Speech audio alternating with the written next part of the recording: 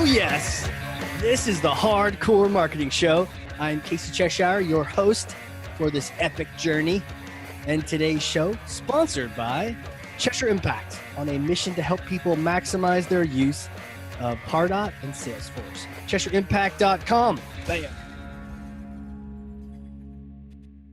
Oh yeah, there it is. That's all it takes is a click of a button and we get started. I'm so excited for today's episode. It's someone I've been really looking to talk to for a long time. The myths are on point. I can't wait to smash them. And he's joining me from all the way on the other side of the planet. His winters are my summers. It's his AM to PM. He is all the way from Australia, and yet the internet is being kind to us. And he's the kind of marketing leader that has been doing this thing and seeing the trends and adapting and learning about customers and buying and advertising long before Google was even a verb. Certified Salesforce Pardot Consultant, Marketo Consultant, loves LinkedIn social selling. We're going to learn a bunch from him. Fellow trailblazer, Salesforce Ohana member, marketing automation consultant to the stars, Brent Walters. How are you, sir? I'm very good, Casey, and I'm honored to be on the podcast. And it's good to see you again. I've really been enjoying your webinars and your podcast too. Well, thanks, man. I know you're one of the most interactive people on there, and I know we connected up. And I was like, man, we gotta get chatting on the podcast. We gotta talk here. It's our marketing leadership series. We're gonna talk about a bunch of things. And what I really like about you is you just tell it how it is. Maybe it's too early in the morning for you. What time is it right now for you? It's 5:37 in the morning. So okay. It's not too bad. Yeah. I've been shifting my hours because of your webinars being pretty early. I thought maybe I'll just go to bed earlier from now on, wake up earlier. But I know you have one coming up on my Friday morning that's at 2 a.m. So that's going to be a stretch. Ooh, that's a little harsh. We'll have to talk to Christina about that. What are you doing? You kill it. We need to adjust our schedule here. Maybe we'll do two. Maybe I'll get up at 2 in the morning so that I can present to you at whatever time that would be. But hey, so you said once you do on my time zone, but we'll see. I got something to hand to you, right? And you know what it is. It's coming up. I want to pass you this thing, and it's heavy, but I think you can handle this. So here you go. Ugh. All right, you got it? Thor's hammer? Oh, so look at that. Wow. It's come across. It's changed colors. It's pink. And it's not a hammer. It's actually a baseball bat. But maybe it's my Wi-Fi connection, and that's why it's turned out that way. It's got to be that, man. Thor's hammer's turned into this like pink baseball bat of marketing smashing. So take that baseball bat now. Smash for me some kind of marketing myth, bogus strategy, misconception. Just set the record straight once and for all. Okay, well, there are a lot of myths I want to smash, but the one I want to smash the most was that if you're undertaking marketing programs or campaigns and they're working, I think a lot of businesses make the assumption that all they have to do is keep on doing that same campaign or program and to put it on an endless loop. So the assumption they make is that it works once, so it's going to work again, and it's going to work every other time. So they're not taking into account the other variables that will actually affect the success of those things in the future. Are you telling me that I can't just put a perpetual marketing machine together and let it just magically make me more business? Well, automation is good, but of course we have to tweak all of the elements within it anyway. So I've done quite a bit of marketing for big corporations and middle-sized businesses. Sure. And sometimes we'll do a marketing campaign and think, well, those are really good results. So yeah, obviously that'll work again. And then we actually do it a second time and it doesn't turn out that way. So I think that companies can fall into the trap of actually thinking, yeah, it'll work again. I think even marketers can actually fall into that sort of trap because they think, well, don't fix what's not broken. It worked this time. So yeah, it'll work again. So that's one of the myths I want to smash. Why does that happen? Like first time, goes gonzo, like LinkedIn campaign. First time works great, drive a bunch of leads. Second time, goose egg. Like what is happening when that happens? Well, I think a lot of variables actually come into play. So I suppose you need to look at the time lapse between the first time you've actually done a program or campaign and the second time you do it. Yeah. And you can look at all the things that actually can change. So consumer sentiment. So, where consumers or prospects wowed by what you've done the first time, but then are a little bit like desensitized to it the next time. You need to look at market forces. Of course, that's really pertinent now because how we are now during a pandemic is very Oh yeah. different to how it was just a few months ago.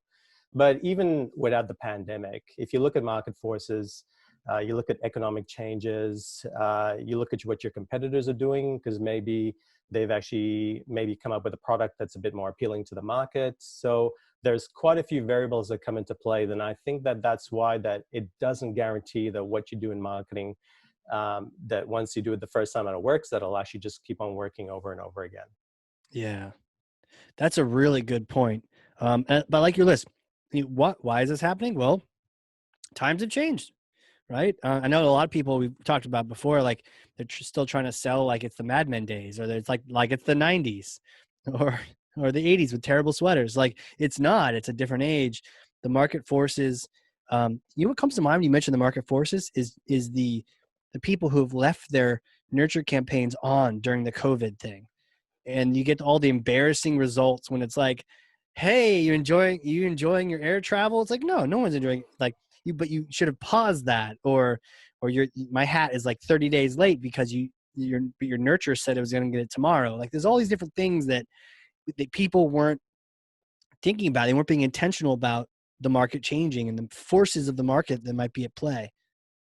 Yeah, I think so. There's the external market forces, like you just mentioned, Casey, Yeah. but it's also, I suppose, sometimes what comes into play are the internal forces. So Oh, marketers feel pressure from the inside, from senior executives, from other departments. Of course, you know, sometimes marketers are regarded with disdain inside corporations of sure. think, what do you actually really do? What are you doing now? We're having a pandemic at the moment. So what does that actually mean? Are you actually still communicating with our customers? So there's the pressure to feel like we need to keep on doing something. So what do we do? They might be out of ideas, but so they just actually resort to doing what they were doing before. So there's that factor too, is that the inside factors and the outside factors. It's a good point about the inside factors that things are constantly changing. What's funny? I always will say like I hate change, and I'll be talking about like pocket change. Like it's so annoying to have like the clinking but sometimes I kind of mean I hate regular change too. But really the other day I was thinking things are always changing. So you kind of should, not hide from it and not think that if you bury your head in the sand, it's not going to change. It's still going to change. In fact, embrace it and plan for change. I think what I'm getting from this, I wrote it down when you're talking, is like, we need to be planning that change does happen and not thinking that we're just going to build an immovable foundation that never changes. Yeah, you're absolutely right. I suppose it kind of harks back to you've changed your baseball cap from last I time, have. so you are embracing change, but also your point is right. Change will happen regardless of whether or not we want it. We should embrace it, and I think one really important element of marketing that some marketers forget is contingency planning. And I'm a real big believer in contingency planning. So if you do a certain activity or campaign or program, something happens, something goes wrong, then Yeah. what do you do then? So you always have a backup plan. And it's hard to think about everything that can happen because it's almost like the old Rumsfeld, I don't know what I don't know. Yeah. But so that when it happens, then at least you can move a bit more swiftly. Right. Contingency planning. Well, my question to you is, I acknowledge this. I acknowledge you're right. Things are constantly changing. It's not like you can set it and forget it. How do you balance? How do you approach it? Building new things, optimizing the old things. What do you change? What do you keep? Because I think the far end opposite of all of this is what we're trying to avoid as well, which is the non-automated. Every month is a new campaign, and you haven't automated anything. And then the other extreme is you've automated too much and you're not changing things. So how do you strike that balance in between the two? Well, I think it has to be subtle change. So, and it has to be like very few elements at a time. It almost comes down to maybe like as a comparison, the A/B testing you might actually do in a nurture campaign with an Okay. email. And you don't go mental. Like I know some people might go with a multivariate test where they might change a lot of the elements. But of course, unless you actually have the quantity of people that you're dealing with, like consumers that you're actually messaging to, it's really hard to get the right stats to really measure what's actually changing. So if you keep it simple and you change one element at a time and you just compare it against each other. So it might be something as small as, like, of course, in a nurture campaign, it might be your subject line, it might be the images, it might be the text, it might be the call to action. It would be one element at a time. But taking a broader stroke in mind, if you're, and this you mentioned before in the intro about the LinkedIn social selling, I've done campaigns where I might do a social selling campaign that's gone brilliantly the first time and has Yeah. bombed the second time. Exact same market and everything. And in fact, that happened last year with a LinkedIn in-mail campaign in Singapore. And I actually didn't expect it to work well the first time, but it worked the best I've ever seen any campaign on LinkedIn. And I Really? can't totally explain it. Right. There are a few elements that sort of indicated that looks like it would contribute to the success, Yeah. but the second time we did it, it was flat. But I think what had happened is that the pool of candidates wasn't as good as the second time. So when it comes to changing elements and having a plan, I think a lot of things could be predicted. For example, we know that usually there's an economic downturn every 7 to 8 years. I know, like, the global financial crisis was in 2008. So we had gone a long stretch, a longer than 7 year stretch Yeah. without a financial crisis. And here we are now.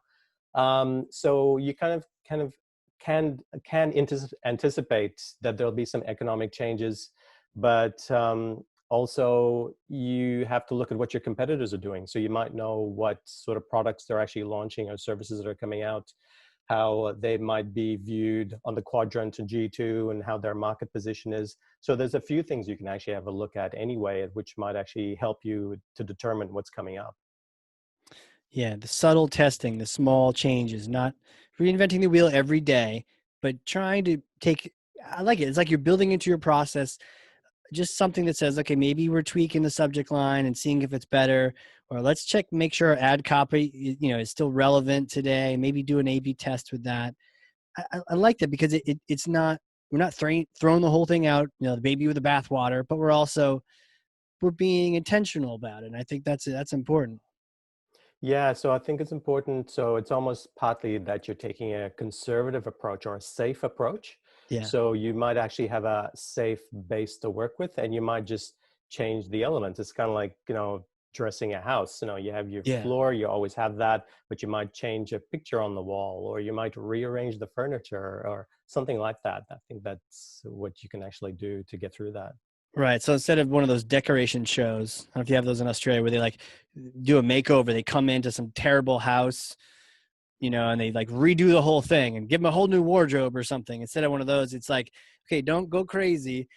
Let's pick something here. Okay, that couch needs to go. Let's try a different one, or what could we do differently here? And not just try to redecorate, because we don't think anyone has time to do the full redecoration right now, at least in their marketing. So it's like picking your battles one at a time. Exactly, because I like of that. course you've got your marketing budget, so you want to keep on spending it, and you don't True. want to lose it for the next financial year. So I think that if you demonstrate some activity, so show some return, Yeah. show some activity, I think it's really a good idea because it actually keeps you going. It demonstrates to the senior executives that you're still in play, that you're still doing your best for the business. So. Yeah, we do actually have the redecorating shows. I don't watch them. I'm really picky with my TV viewing, so I don't watch those. But we have a lot of renovation shows. So it's like from the ground up, like, okay, destroy this house or destroy this room. What would you actually do? So they really go back to the beginnings down here with some of the shows. Really? So they really they tear the whole thing down. They're not just like, they're like gutting the house and completely Sometimes like gutting the inside. They might actually keep the walls, but everything on the inside goes. right. Yeah, Australians are really, really into renovating, and they're really quite house proud. So they really love doing stuff like that, It's like, I watching think stuff like that. you need like a marketing renovation podcast or show on your end. There Wow. Okay. Yeah, and I can interview you for it. So you go. maybe you can do a global one. There you go. Yeah, totally. No, I'll have to fly down for that once we get the travel thing going on. I'll have to, justify the travel, be able to get down there, bring the Have you family. been? You haven't been down here before, have you? No, no, never. Okay. Never. So I remember you said once on one of the webinars, how do you pronounce Melbourne? Is it like Jason Bourne? And I said, no, it's like Burn, but it's actually more like bun. So I said from Melbourne. So it's almost like B-U-N, bun, like you'd get at a bakery, but with a slight Melbourne. R, Melbourne. Yeah, exactly. You just nailed it Oh, I nailed it. perfectly. I So got I you are got a local. potential here. I should move. So yeah, that's Uh, interesting. So if you hear anyone say Melbourne, then they're like, what? They don't know what they're talking about. you just know they came off the last plane. So, Right. so Another well, tourist. but people assume that it's actually phonetic. I mean, that's how it'd be pronounced if you actually looked at it. Right. Well, that's how you pronounce it because that's how you say Jason Bourne. But the other one too is like Brisbane. A lot of people from the US will say Brisbane. They actually Yeah. think like it looks like I suppose it does look like Bane, but it's actually Brisbane. It's kind of like Melbourne, Brisbane. It must be an thing here in Australia. Yeah. It's also why nobody can learn English because it's different everywhere. So, hey, Yeah. a lot of this change gets us thinking about, formulas, and if things are changing, it can be really hard to, make. I think in our minds we think it. Well, first of all, I thought maybe it doesn't change, and then in our minds we think maybe there's a magic formula. We just got to find it and repeat it. But we've broken down you can't repeat it. So does that mean formulas are tossed out too, or what? What do you think? Well, it depends where formulas are applied. And I suppose Okay. that's a really wide-ranging term with formula. So recently I've been reading things about what to do in an economic downturn in terms of the branding, the marketing you need to do. So a lot of companies, of course, actually just dial down their marketing and just turn it down because they're looking to save money. They're thinking, well, we have to save money. Yeah. Where can we save it? Let's save it anywhere we can. And unfortunately, a lot of companies, what they do is they actually got their marketing budget. So of course, you've seen like a lot of marketers have actually been let go, as have a lot of other functions. Sure. I Yeah. think that's a huge mistake. So if the formula from the senior executives like, oh, our revenue is way down, so let's actually cut back costs everywhere, I think the formula of actually reducing the marketing budget is a big mistake. So what you need to do is you just need to keep on having a presence in the market. Because I remember that's one of the things we discuss is like marketing is not like a function where you can just dial it down, dial it back up anytime you like, and it just works perfectly. It's almost like a factory. You know how some factories are never shut down because to shut it down actually costs a lot of money? You sort of wonder, well, you don't need to produce as much because the market doesn't demand it. But at the moment, it's kind of But like tell me that. about that. Or What happens? What makes a factory where it's just expensive to shut down? It just I think it has to do with like things freeze up within the system. right. I know it's the case for oil rigs because I was reading an article on that about a month ago, and apparently, like with fracking, because of the way the price of oil has actually dropped, of course, a lot of fracking in the U.S. has stopped. Right. And then they were producing oil and they were paying people to take the oil because apparently it's too expensive. It's more expensive to shut down the well because when you shut down the well, things get blocked. So with the oil being pumped up, the pipes down below, they could get cold, they could snap. That'll be really costly to fix. It's almost like you have to keep on pumping because it'll actually be cheaper than the alternative. Wow. And Yeah. I suppose it's a little bit like marketing that way because if you have an economic downturn and you dial it down and you don't, or you do very little marketing activity, the amount of work you'll have to put in by the time the market ramps up will just be enormous. And of course, all your competitors will be doing the same thing. So that makes it even worse. So I remember reading somewhere recently that if you want a certain market share, you have like what they call, I think it's ESOV, excess share of voice. If you have, let's say, 15% market share, but you want to get to 20, you have to spend at about the level of 20% in order to reach that 20% over time. That's what you have to do. So with marketing, I think it's a huge mistake for companies to dial it down. I've had a few clients that said, well, look, we're not doing anything now. We'll see how we are in a few months. And I thought, okay, well, you can still do a little, but of course that sounds really self-serving. But the evidence suggests that that's what happens within economic downturns. The ones that actually keep on plugging away marketing-wise come out better at the end of those.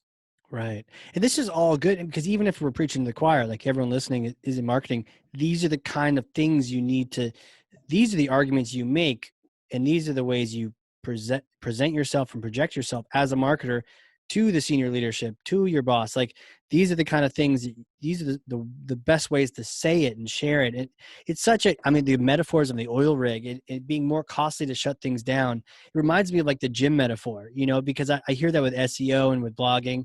Is it better to blog, um, for 24 hours straight, or, once 1 hour a week for 24 weeks, or the gym, right? Better to go every day for an hour, or, just for 24 hours, right? For sure. It's the consistency that builds the gains. And if you do it for 24 hours straight, you're getting hurt for sure.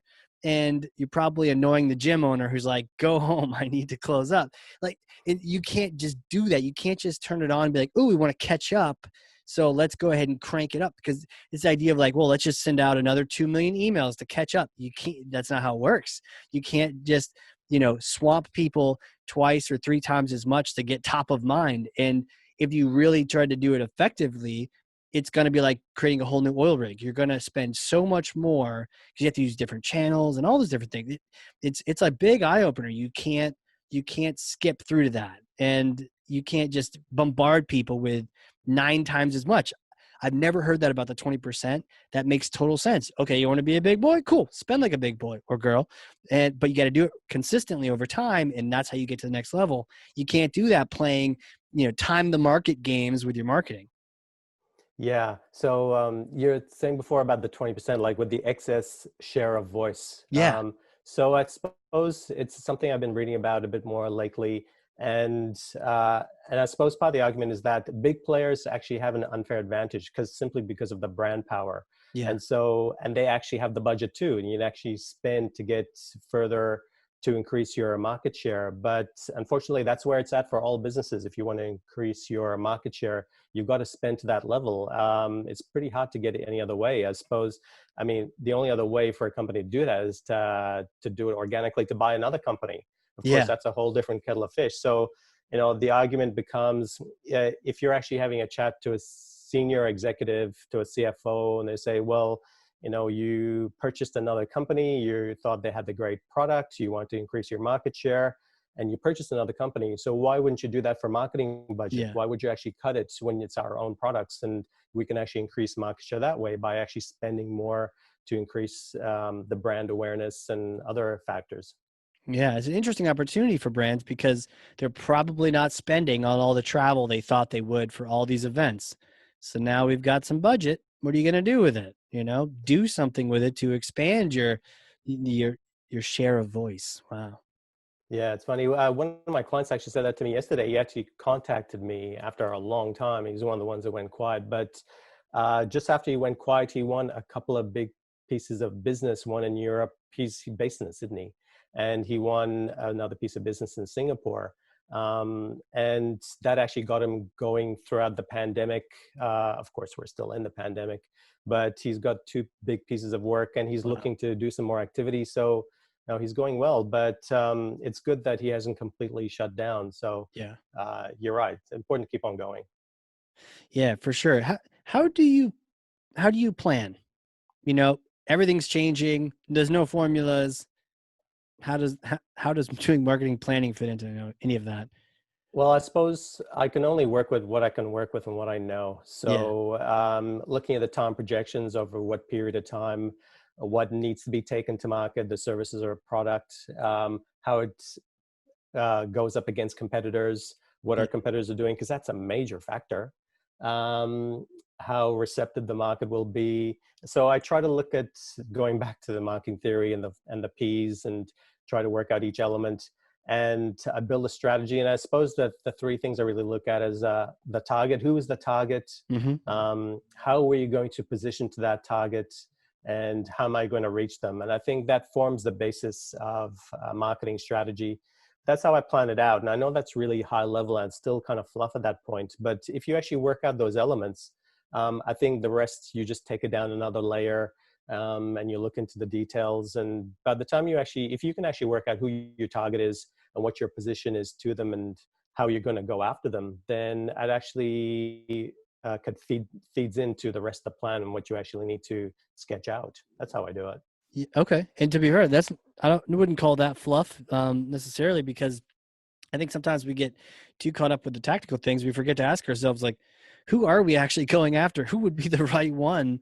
Instead, we just kind of go, and we don't really ponder that, or maybe get a little more selective than we used to be. Instead, we just kind of go. But just taking a step to even simply think, who's my target? What's my position? And how am I going to reach them? And that's simple. It's a great 3-point question. It's awesome. Yeah, and I think the Let's write good a thing book. about that is write the book. Well, yeah, I can have it on Amazon like yours. I've got to get a copy of your book. I remember last time you asked me, there were only 3 copies left, so I need to get In a Australia, hold there's of only one. 3 copies left. There were only, last time I checked, there were only 3 hard copies left in Australia. I might have Jeez. to get the Kindle version, which is okay. Jeez. So 3 your copies book's left, doing well. people. Fellow When did you Australians write that? listening, got to go grab that thing. Did you need to do an audiobook version too, or I did you do an do. audiobook version? I do. No, I need to. We've been talking about it. It's going to happen. For sure it's going to happen because got a microphone, love talking, and it's a book. And, so many people have been like, I'd rather just listen to that. So Well, you've got a good talking voice. You've got a good voice, so it's actually nice to listen thanks. to. And I love audiobooks too. And I was going to ask you that at some point because I know you wanted to, obviously, you wanted to talk about the marketing myth to bust and uh, how I got to be where I am now. But I thought it's quite interesting going from the Marines to doing what you are now. So maybe we can discuss that at some point. Yeah, man. We're just here to hang out, chat marketing, chat military, talk whatever. Yeah, I think half the fun is talking shop, learning about people, learning about each other, having conversations, and but yeah, going from the Marine Corps into marketing. Um, I was doing. It wasn't my first job. My first job out of the Marines was a traveling trainer gig. So I was like flying all over the world, teaching people how to use lasers. But that meant, and it was like something like 95% travel. But you could do that when you're like young and no family, just travel. And so I was always on a plane somewhere, and I had so much free time. I thought, well, how could I use this time? And so I started picking up little freelance projects on guru.com and those kind of things. And they were marketing projects, and people like, you to design a postcard for me or this and that. And so I just enjoyed kind of the entrepreneurial side of that. And so that's how I really started getting more and more into like marketing, and then eventually got a job as a marketer at a company. But before that, I was just kind of helping out those people doing these kind of fun side projects. But So you yeah, didn't want to travel. You didn't want to travel anymore, like when you got the job at the marketing company. I know eventually it got to be too much travel. You could only do, so I remember one time waking up from a nap in Heathrow Airport, not knowing what day it was, what time it was, um, Okay. where am I? And what broke it for me was I was supposed to fly to South Korea. I still have never been there because try as I might, I couldn't get any kind of comfortable seat. Like I'm not a first class person, but usually a business travel, if it's more than 15 hours, some companies will let you upgrade that. And Mm. to like, like business or something. Right. And um, my company declined that. And so they're like, no, but it was gonna be 24 hours, a 24-hour flight. I guess I'm preaching the choir. Australia is pretty far too, but I was like, you flying all the time and then being on a plane. That job about a year and a half where I was like, okay, I, I have enough Delta miles. It's time to do something different. I know what you mean. Quite a few years ago, I had a job where I had to fly a lot. It was all within Australia and New Zealand, and I had to fly away every second week for about a Mm. week most of the time. And I had little kids at the time, so in hindsight, I probably wasn't good. My wife was so good about it. But I know what you mean. But I didn't have to do the long stretches that you just mentioned, like 24 hours. And I know, like psychologically, Australians are always prepared for that because unless you're flying to New Zealand, quite often you're flying to England or something. Yeah, that's quite the gig, 26 hours or whatever the case may be. And that's Yeah. faster now. Years ago, it used to be a lot longer because you have to stop a whole bunch of different places. Yeah. You might have to stop in Singapore and then stop, let's say, in the UAE, in Dubai or something, which you often still do, like in Qatar or something. But years ago, flying back to Canada for me, it's like, flying from here to Hawaii to LA and up to Alberta or something like that. But now you could just like go from here to Vancouver in one stretch. So it's a lot easier. But yeah, and I think a lot of people think, wow, that's such a glorious job. You're always on planes and stuff. But yeah, it's not a brilliant experience. it can be a grind, it can really wear on you and your body. Um, and yeah, it's not like you should drink more of those free drinks in first class or in whatever, because that's not going to help you either. So, eventually it added up, but it was a great job for a while. And one of the highlights was this laser that we were training people on. They, the National Guard in the United States bought one for every state and territory, which meant, and I was like, they're basically their only employee trainer. That meant they were sending me to, I got a chance to train, obviously the Hawaiian National Guard, the Alaskan National Guard, very interesting. And then Guam has a National Guard unit, so I got to go over there. And then St. Croix in the Bahamas has a Oh, National Guard nice. unit. And this is the highlight. I go and I stay in this little bed and breakfast before Airbnb. And then these guys pull up in this van, like a government van, slide open the door, and they're like, hey, it was almost like one of those movies where they open the door and they're all playing music in there and they're having a party. That was it. Wow. Having a party. The National Guard. That's because like no terrorist is like, let me attack St. Croix, right? So they're having a good time, but we have a National Guard unit there. And so they're like, hey, come on in. And so I teach them the laser stuff over a couple hours. And they're like, okay, let's go snorkeling. Let's do this. So it was just such a fun time to do that for a while. God, that sounds great. And what sort of laser was that? Like a lethal Yeah. laser? Is it like top secret information? Because No, no, you no. can't say the It was interesting in that it's this little, it's called Raman spectroscopy.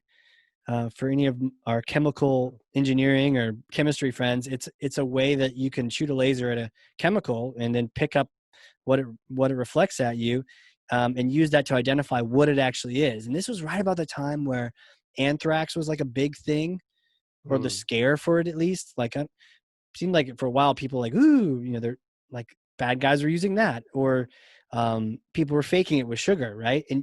And the equipment at the time were these big yellow suitcases that were just terrible. And this is like a little handheld laser, and you'd walk up to like a powder on a table, you hit a button, it scans the thing for like 5 seconds, and then it tells you sugar on a screen. It doesn't tell you like some weird glucose structure. It just says sugar in plain English. And you're like, oh, and you can brush it away, And so it's like, it was really cool, but you teach people how to scan things. You can't scan dark materials. Like if it's like a black powder, you couldn't scan that because it'll get hot.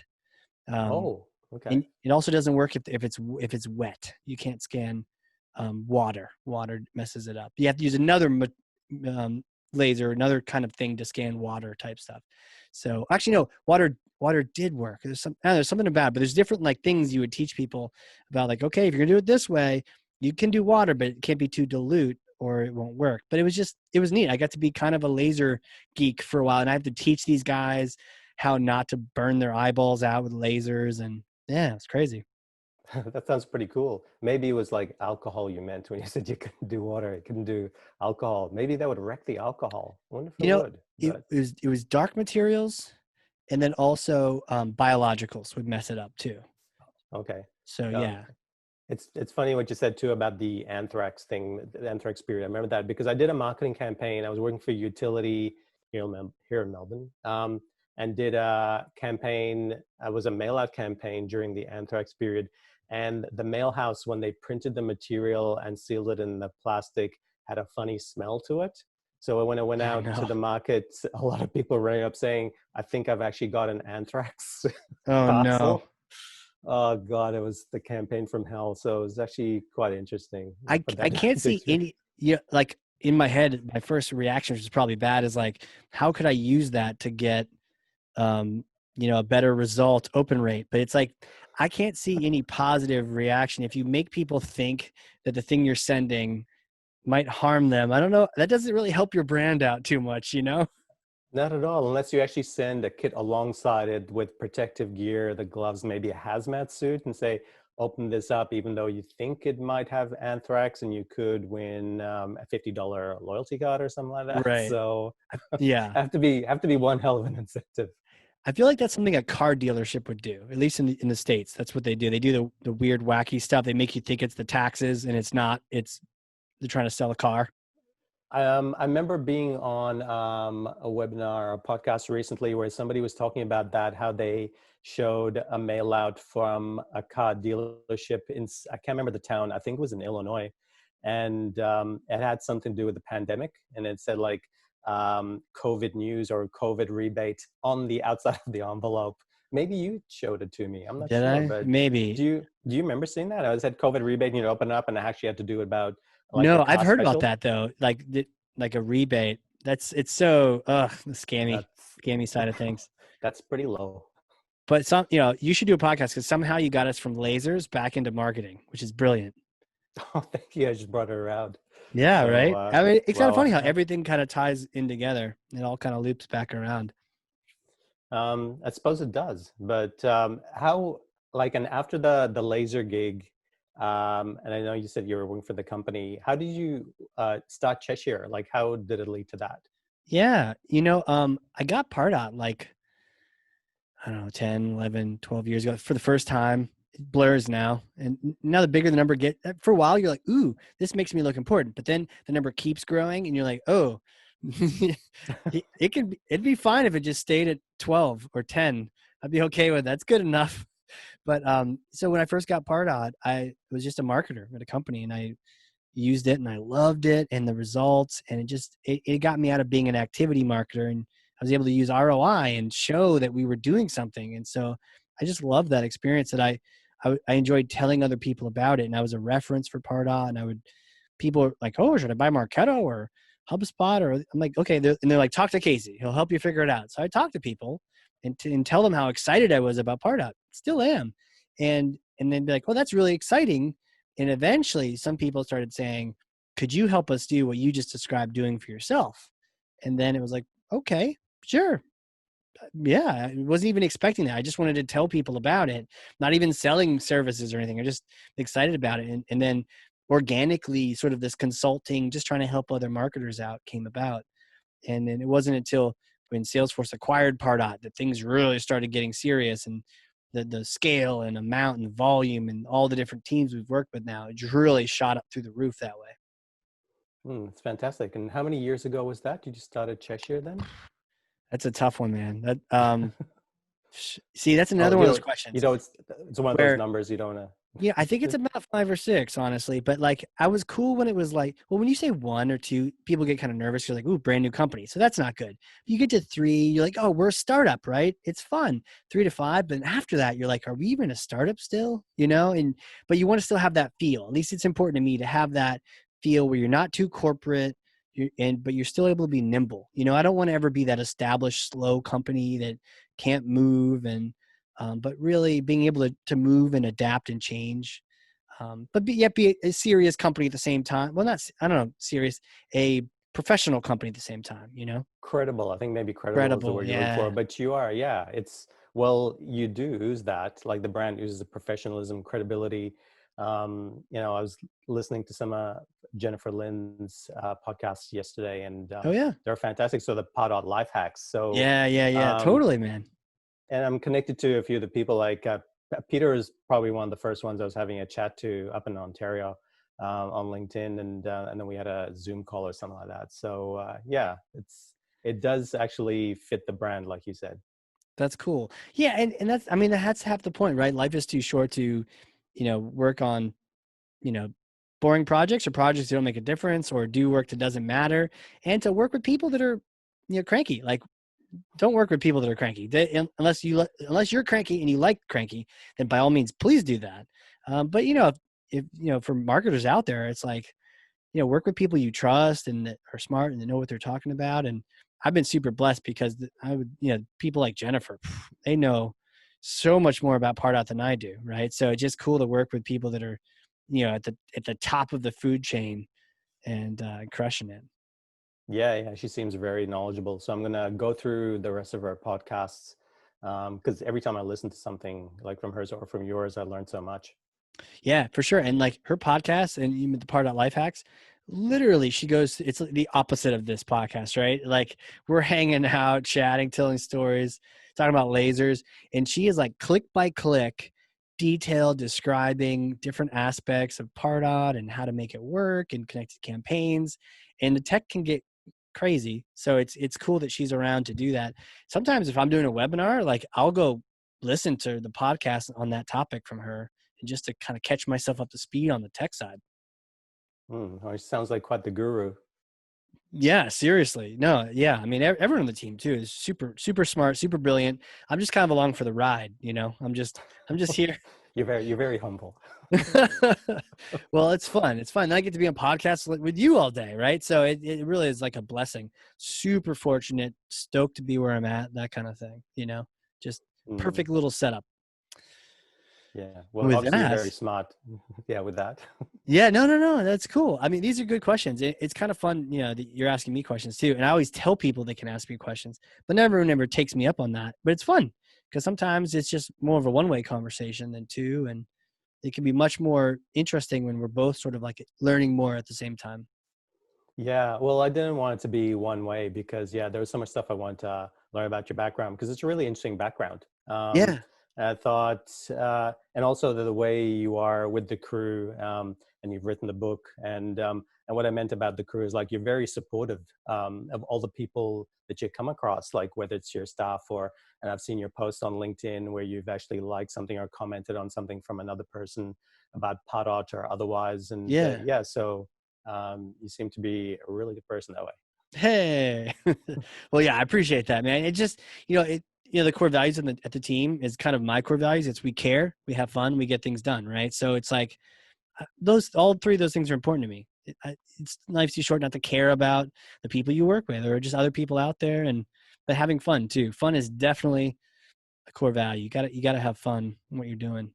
Sounds like you Otherwise, it's got that balance. boring. True, because you're in New Hampshire, right? So you're not Yeah. actually, you don't actually go to an office where you see everybody because everyone's in a different spot, right? Right, right. I've got a little one, but haven't been there lately for sure with the quarantine. But a little one and would swing by and have like a couple people there, but mostly, and it's more like staff, that work with me and either marketing or that kind of thing, and the bookkeeper and the checks. But everyone else, they're all remote, U.S. and Canada right now, maybe Australia one day, right? So it's like all these different places and it's crazy. I'm like a people person, but I got a remote company. So right now, Zoom is like my life. And I remember we were talking about gym and the frustrations of not being able to go, but the gyms down Yeah. here in the state I'm in opened up on Monday. Have yours opened up yet? Oh, so you call it a state? Yeah, there are states in Australia. So I Interesting. think I think the idea is, you know how that turned out because I think technically speaking, the states were intended to be their own countries if they wanted to be. That's why they were states. Like the reason Canada has provinces is because that's a French thing. You would have a province in France. So because the French settled in Canada before the English, they ended up with provinces, and it was Right. intended so that it all be one country, large one country. But with the United States, I know you had the original 13 states. And Right. I think that it was intended so that there could be like a country here and a country there. In this state, Australia is kind of like that. Even Interesting. one of the states called Western Australia, WA, I think they voted in a referendum a long time ago, maybe like 90 years ago on independence. And I think it came close. So I think back in those days, they probably could have gone independent. I don't think they're allowed to now, but that's why they have states down here too. Interesting. Yeah, I could see there being something about it where you're right. Each one, especially Texas, right? In the US, Texas is like they're our equivalent of Western Australia, it sounds like. But yeah, more independent than just merely a province. Maybe that reminds me a little bit of like a county. A county in a side of a state is like a nobody really cares too much about the county, but like, you have your municipal buildings for the county, maybe a courthouse, but county is kind of loosely drawn. People may not even be aware of the counties, um, that kind of thing versus like a state is like, oh no, you're entering the state. You're entering the state. Much more drawn lines. Yeah, it's a bit like that. I think wasn't Texas independent for about 8 years or something? I Probably. was, Yeah. yeah, on that audiobook I was listening to, one of the battles was the Battle of San Jacinto or Jacinto, I think you'd say Okay. it in English. And I think that actually led to the independence of Texas. So I think they, yeah, were independent for a few years. That's probably why they're so independence minded. It's like, we're Texas, like that sort of stuff.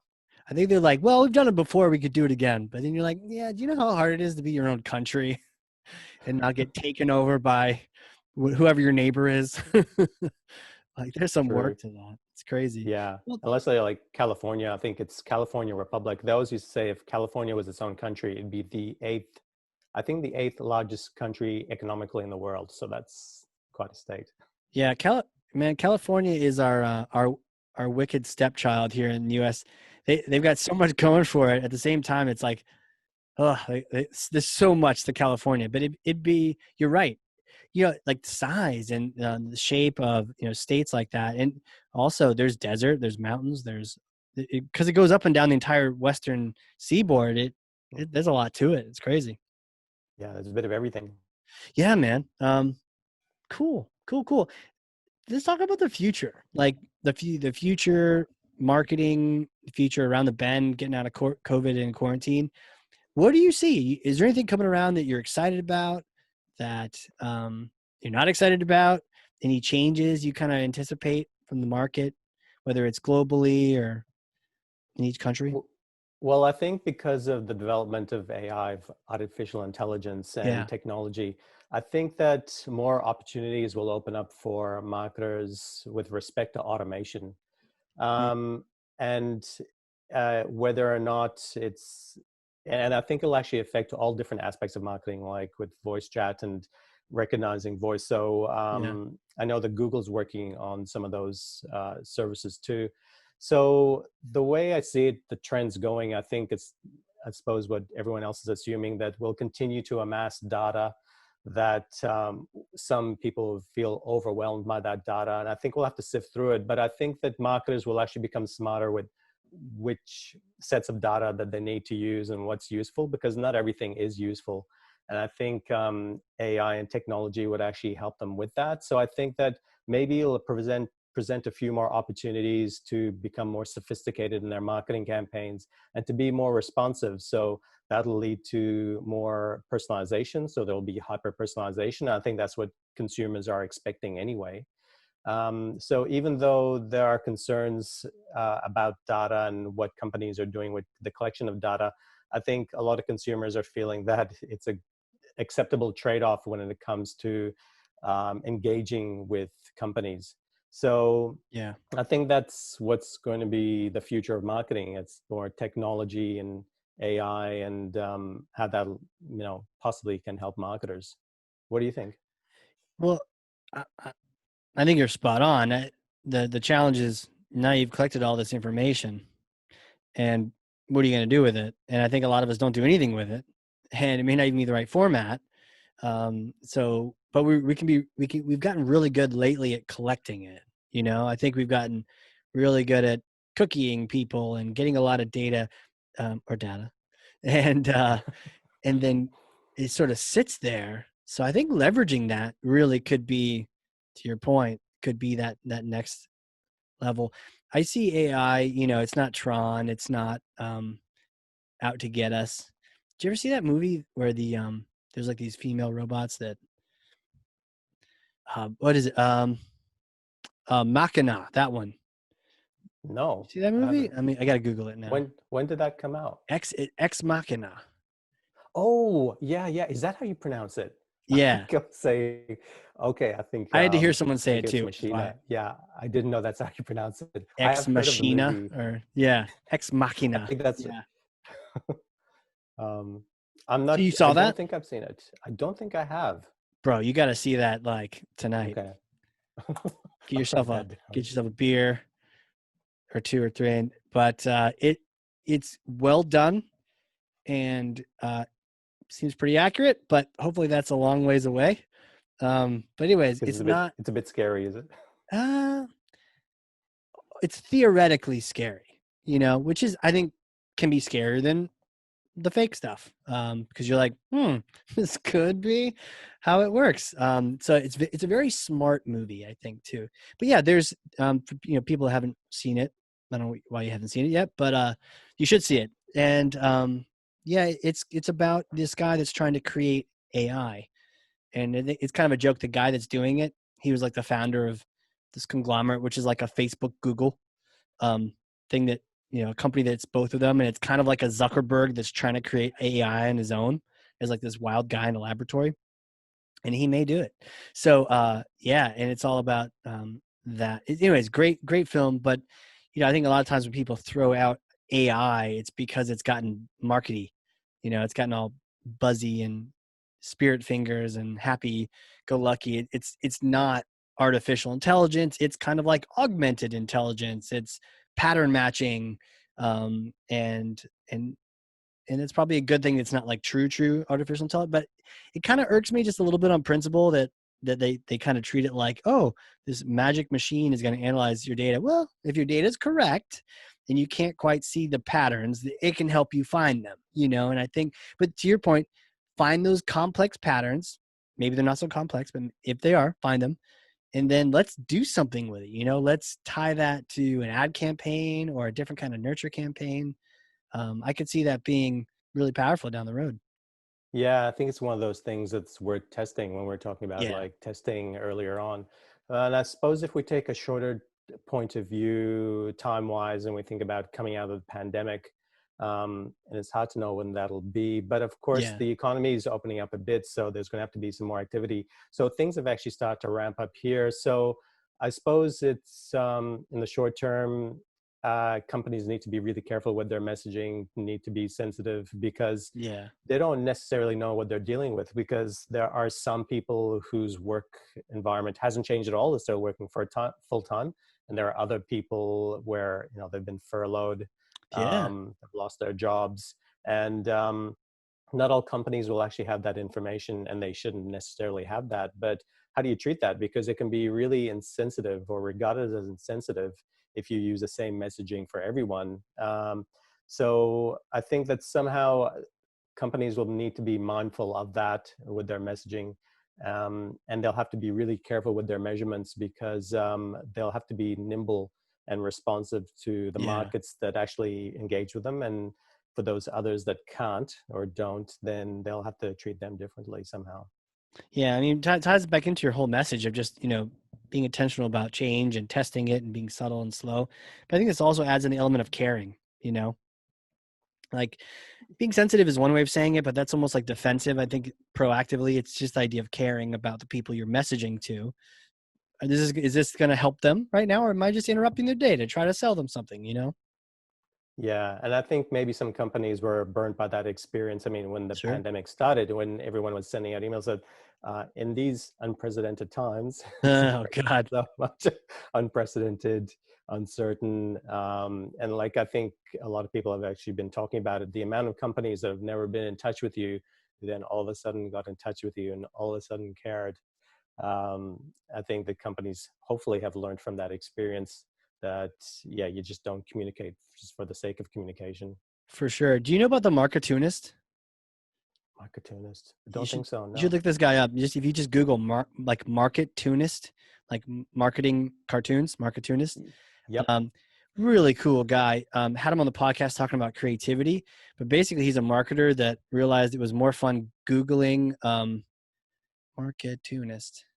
It was more fun drawing cartoons. Tom Fishburne, it's more fun drawing, making fun of the meetings he was in than actually being in the meetings he was in. So he eventually went full time cartoon, and he draws this regular cartoon. And he reminded me of one of his COVID ones, because it was like this old lady was looking at a computer.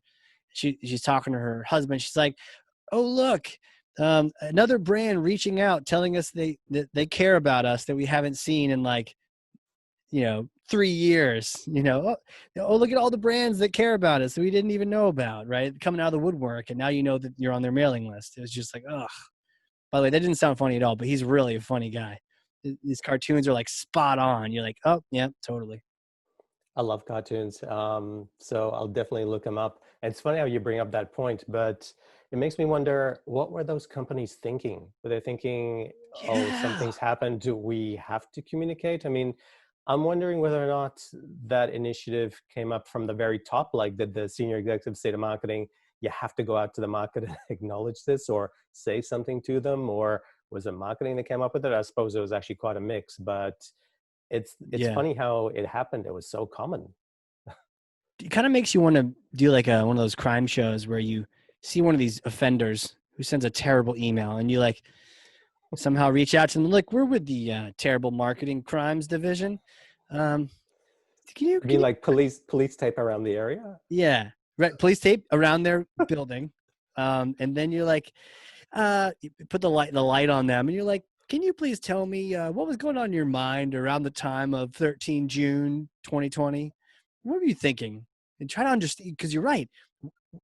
Or maybe they weren't thinking, maybe that's it. But you're right. If especially the emails that sound like they're written by a presidential speechwriter, kind of high and mighty and preachy, and you're like, ugh, why would you send that? Next time, call me and I'll talk you out of it. Like, it's horrible. That sounds like it'd be a perfect Saturday Night Live skit, what you just described. So you should write that skit for them. But that's Should. why I suspect quite often it was actually the senior executives who would have Mm, panicked and thought, oh, we have to say something. Oh my God, this is terrible. We have to get marketing to send them emails with this message, blah, blah, blah. So right. uh, I think that probably in a lot of cases, that's what happened. Yeah, and a lot of people should probably shut their mouths because they're not really that important. Like, at that particular time, like, we don't care about your, you know, are you helping? Are you part of the situation? Like, when I got an email from Delta, I'm like, okay, I need to know what you're up to. Thanks for letting me know where all my credits are now for all the flights I had to cancel.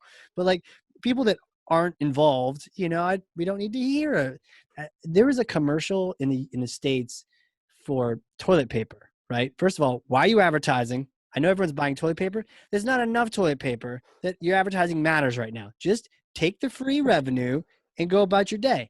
But it was like Charmin or someone, and it was one of those like the soft music, and they're like, we're all in this together, unprecedented times. Oh. Like, you're freaking toilet paper, okay? Stop it. You're not a moral leader of the country, toilet paper people.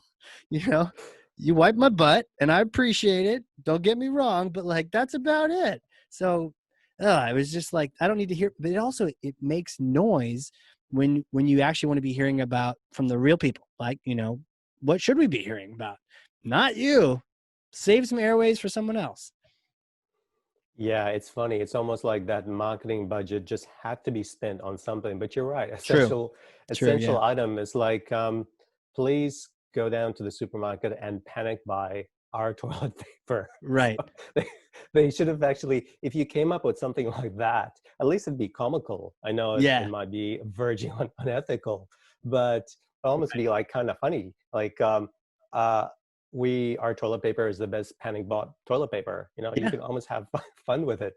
But yeah, I love it. Even for the big brands who came up with their messages, and yeah, like the soft piano music, Mm-hmm.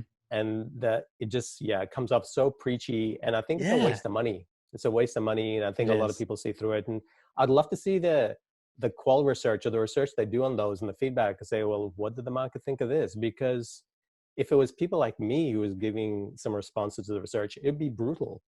Yeah.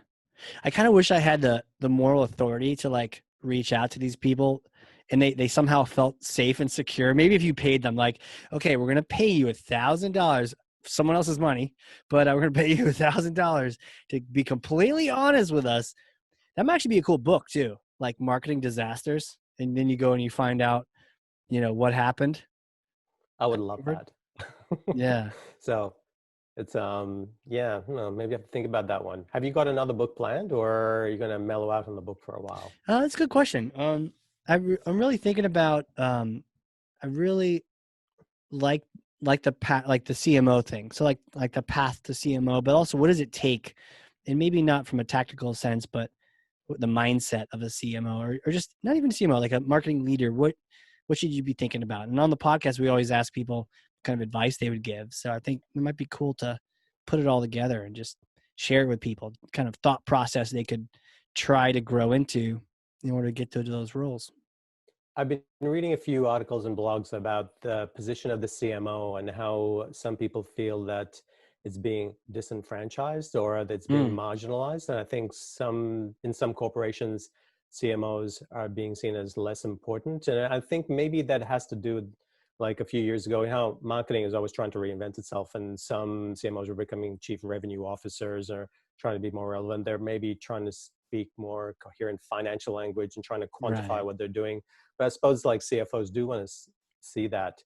So does it have something to do with that when you're thinking about the CMO thing, or is it because of that, or was it just had nothing Maybe to more do with for that? marketers, right? Because I've gotten into coaching lately. I've coached a few people, just like really amazing, like young marketers at the start of their career. And you're just like, wow, it's an honor to be on the phone with them. They think it's an honor to be on the phone with me.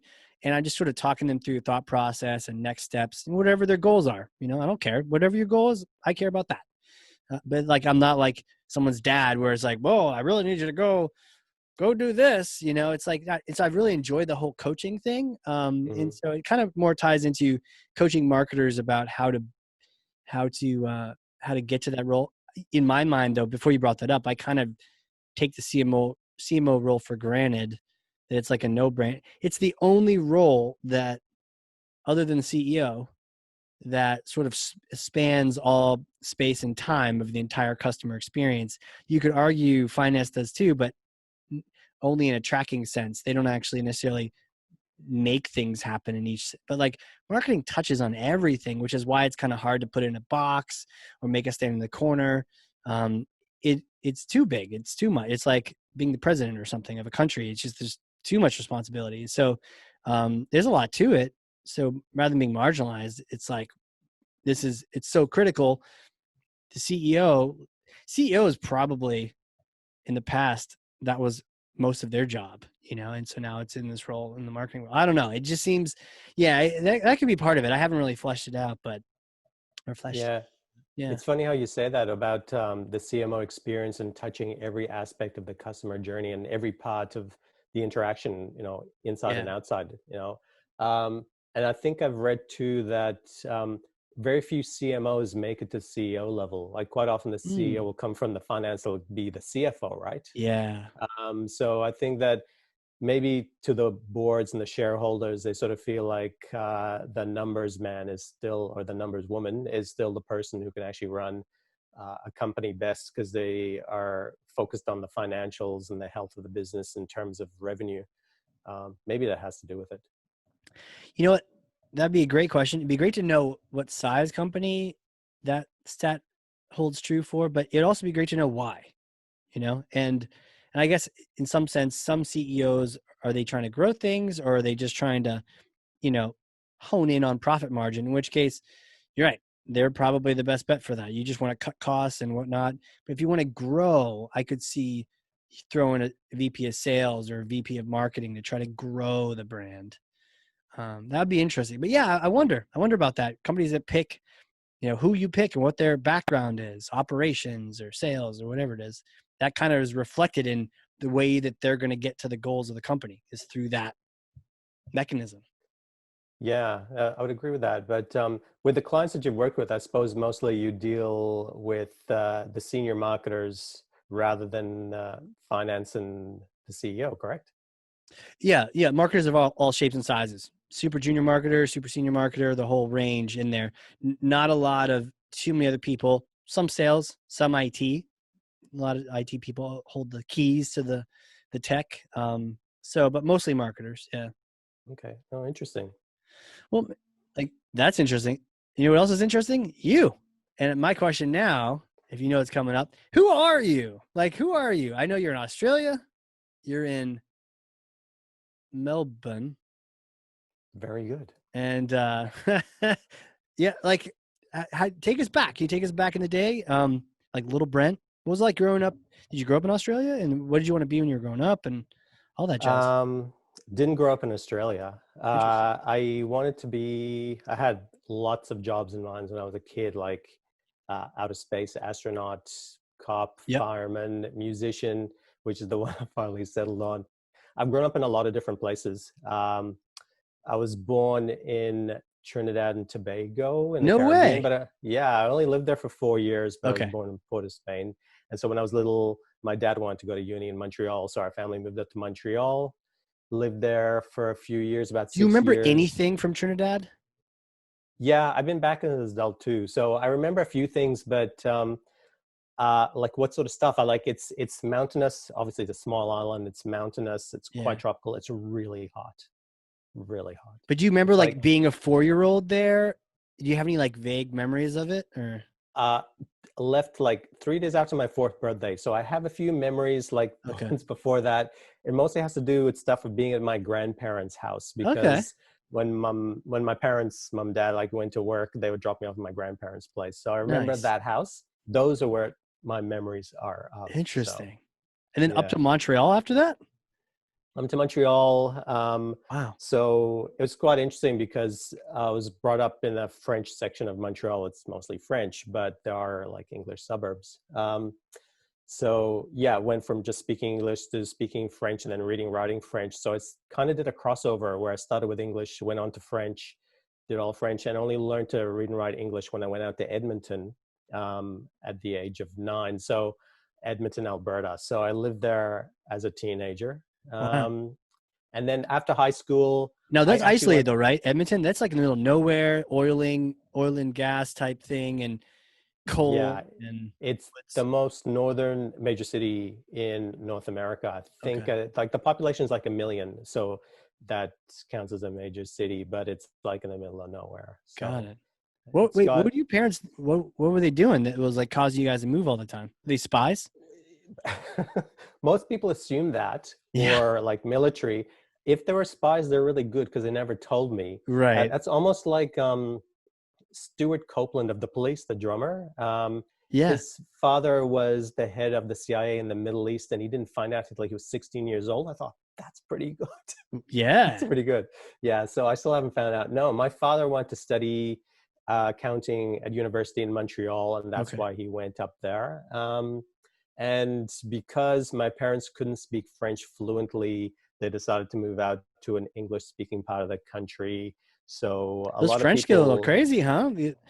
You can't speak the parlay in our Francois, then we're gonna it's a little bit better now, I think. But I could imagine back in the it's day it was it's a lot better now, but yeah. back in the day, there was a period where they call it the English Exodus. So from 1969 to 79, people actually streamed out of Quebec Gosh. and went to English-speaking parts of Canada Right. because they are the French. Quebec was trying to find its way, and Right. I must admit I have some sympathies for the way that things went. I almost like I have a foot in each camp, one like in the Sure. English camp, one in the French camp. So I can understand it, but it was a bit rough that way. But we went out to English Canada. We had some family out in Edmonton, but my Nice. father loved the Rockies. Like the Rockies Oh are yeah. about a 4-hour drive from Edmonton, and the Rockies are beautiful. So my dad really loved them. So that's why we went out there. So I did high school there. And after that, I wanted to be a musician. And I just wanted to play the guitar. Just that's all I wanted to do. Didn't want to go to Rockstar. college or university. Rockstar.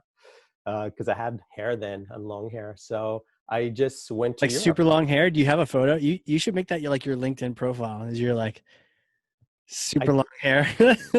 so long that when my hair was wet, it would reach to the middle of my back. I had curly hair, but yeah, that's how long it was. It was ridiculous. It's like Jeez.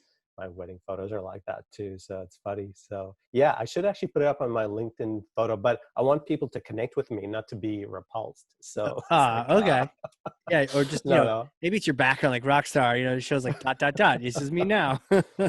At least I didn't have a headband, but Great. so, so I went to Europe and I bummed around there a couple of years. And I was thinking I was trying to get into the music scene there, but I didn't. I mean, I was just all over the place.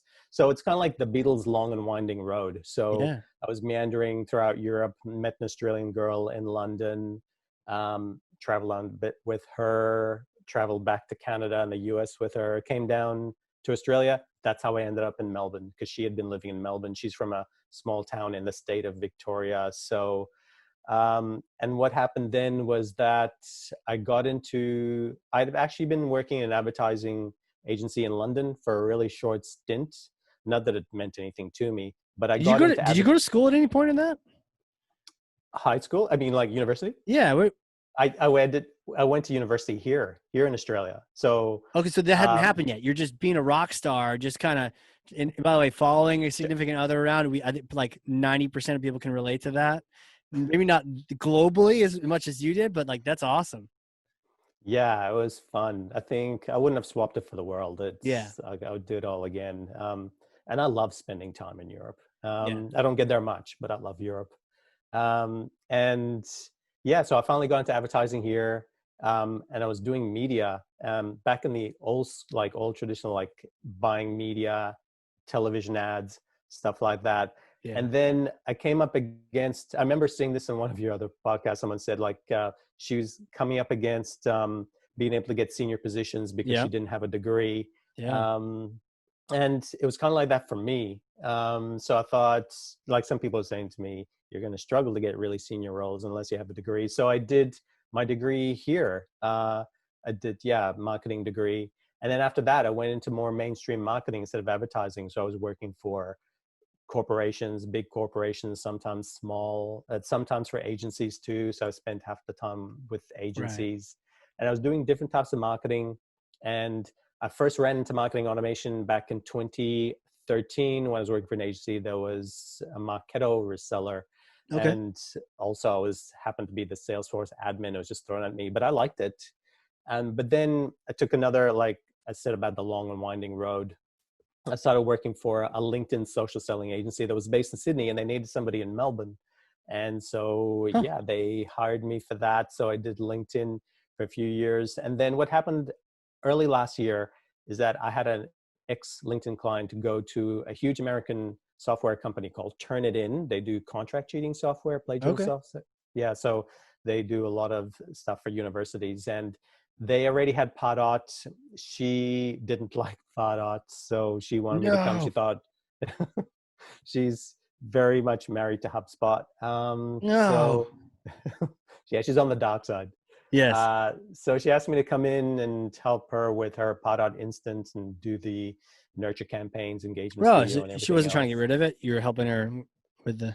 Help I thought her you were use it like, because oh, she she's didn't trying want to she migrate off of it. You know. No, she didn't want to touch it. So Smart. they had it, wanted to stay with it, but she didn't want to touch it. She asked me to come in, did some training and just worked on that. And that's how I actually got into Pardot. And ever since then, I got my certifications. Yeah. And then I was actually freelancing to companies directly or agencies and doing some Pardot and doing some Marketo. So here I am Sweet. now. So I Yeah. quite like it. I was already working from home for quite a while. I've been working from home since 2014. So the whole pandemic thing didn't change things for me. Right. So that was all quite normal. And yeah, so most of my clients are actually in Sydney, but I was like looking to work with businesses in North America and Europe too. Yeah. Because I still speak French, but I don't have any French clients. So yeah, so that's But what I'm now doing. you speak, to be clear, you speak Canadian French, right? Yeah, Have you talked to any Canadian people French. from Just France and then bounced your well, French off them? funnily enough, because most of the French people here in Australia are actually from France, my accent has modified a bit, so I don't sound like I came off the last boat. Because for them, it's funny. I went to France a couple of years ago, and French Canadians are often self-conscious about that because in France they don't really like the accent. It's kind of like the way the English feel about an Australian accent. It's kind of like grates on their nerves, and they How think the it's English feel? really, yeah, how the English in England feel about Because Americans the think it's Australian. freaking fantastic, right? I know I does. It's actually quite strange, but the English don't. They don't. They're kind of like No, perturbed by it. They're like, oh, what an aberration of our it's proper British accent. Yeah, and they're like, yeah. They kind of feel like that's so colonial. Well, it's a mishmash of colonial. stuff, you Oh know. God, I could see them. Oh, you're just one of those colonies. Yeah. So it's a bit like that. So you're right. The French, because the French in Canada is very isolated, and it doesn't evolve as much as the French in France, even though in France they have so many English words. So, like Really they say stopper, like to stop. interesting. And then le weekend. I'm thinking, why? And, like, so we don't do that as much in Canada, I don't think. But it's been a while since I've been to Quebec. And that's why I said to you that time I'm a Habs fan. I actually like the Ottawa Senators, but I like the Habs too. But I remember you said you're a Bruins fan. Oh, And for you're in sure. New Hampshire. And you're in New Hampshire, so yeah, that's the closest team. Do you Yeah, ever go down to see them? Boston, New England. Yeah, that's Yeah, our team. Um, yeah. we went the family trip up to Montreal before all this. I think it was even just it's like December or November. It was awesome, man. I think, had I ever been? I don't think I'd even been too. I've been to It all would the be pretty places. cold. What's that? You've been all over the place. It would have been pretty cold November, It December. was cold. It was really cold. Um, but yeah, we went there and we just drove up because not instead of flying, we just drove from New Hampshire up. It was a fun little family trip, kids in the back, and we ended up seeing a couple things. There was like a Cirque du Soleil circus show in the arena. Those would be the Habs, right? Would be the ones that were from there. Yeah. Yeah, yeah. Yeah. So we were in the arena for sure, and then we also there was a Vincent Van Gogh like a exhibit where you could actually was it Van Gogh or is Monet? Yeah, I think it was Van Gogh. But you can get into the art, so it's projected all around you. So when you walk in this gigantic room, all the art is around you, and you're in the painting. Well, I So would have we went to liked that. that. Are you a Van Gogh fan, or you just went because of the way they're projecting it? My wife is huge into art, so we were just like, yeah, sure, let's do this. And we made it happen. But yeah, I really liked Montreal.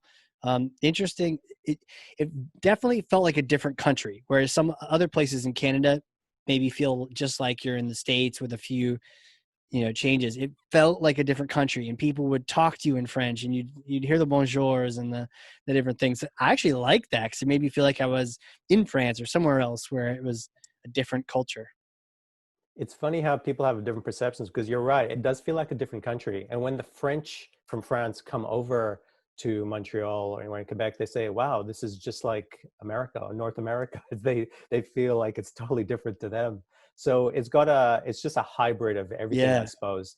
How did you go with the French? Do you know any, or does your wife know any? Or She does. Yeah, okay, she studied it. I mean, I'm a Spanish guy, bring the bachata on, like so yeah, I'm no help, but I can be the guy that doesn't know anything. I just know enough to be polite, and that's all I can do. Um, but yeah, I can sling a little bonjour and merci around here, left and right. But she was like able to really do a lot, and we did a trip to Paris. Spoke at one of the Salesforce the World Tours over there. oh, great. French Touch Dreaming. It was such an honor to speak there, and first time in Paris. And I think in the U.S. there's a sort of a connotation. You think of like, oh, the French are rude and the French are this, and I didn't really experience that. Maybe I smiled enough. I don't know, but like I experienced that their culture was all about food, all about wine, and all about like culture and living and enjoying life. And nowhere in that sentence is like fast service or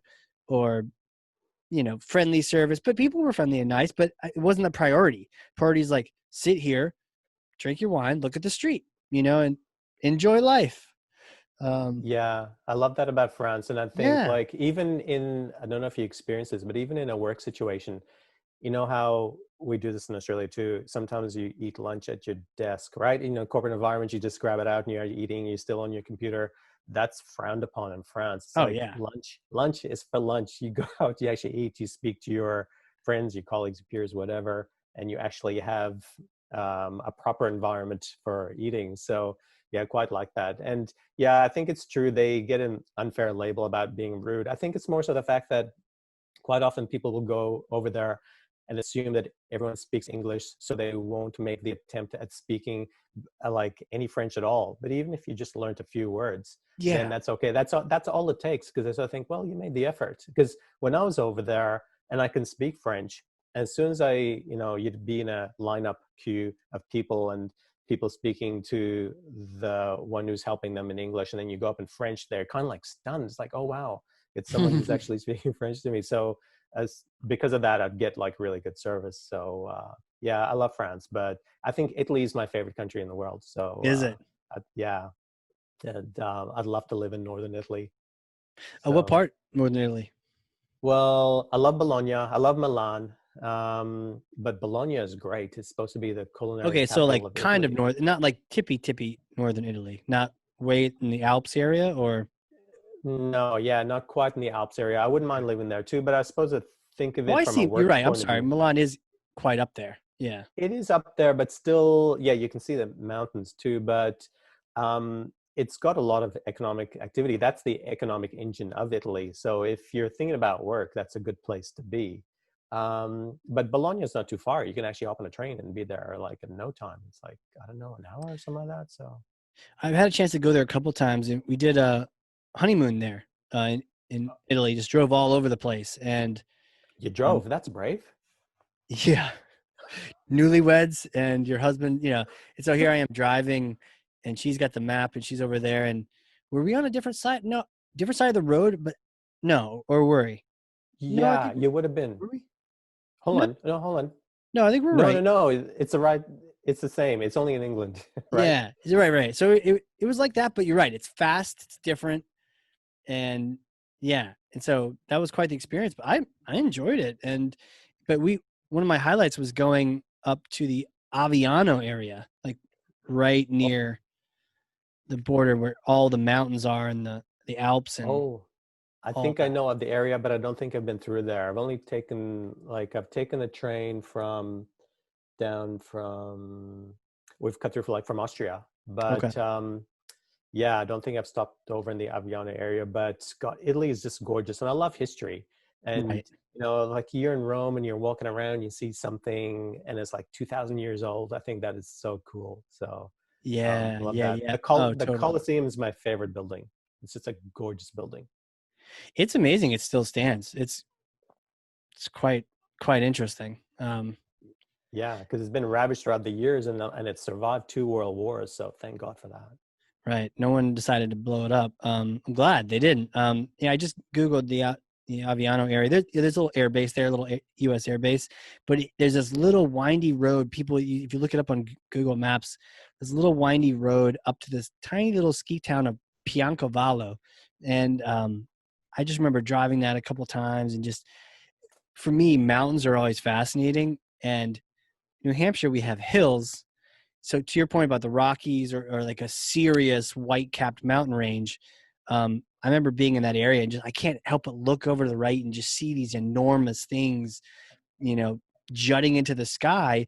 It was crazy. It's Aviano is like very much almost like probably sea level, really. So the vertical gain is just intense, and it's so neat to look over at these huge behemoths and just stare and wonder. And I always instantly want to climb it. Like, ooh, what's the top like? Let's go to the top. It's funny because I remember you said you're training for Kilimanjaro, but you've Yeah. actually climbed 5 or 6 mountains already. So, did you grow up in New Hampshire surrounded by hills? But what was it like? What was the first mountain you thought, yeah, I've got to climb that? It was Mount Rainier in Washington. Oh, gorgeous. Yeah, okay. Have you seen that one? Yeah. Yeah, I have.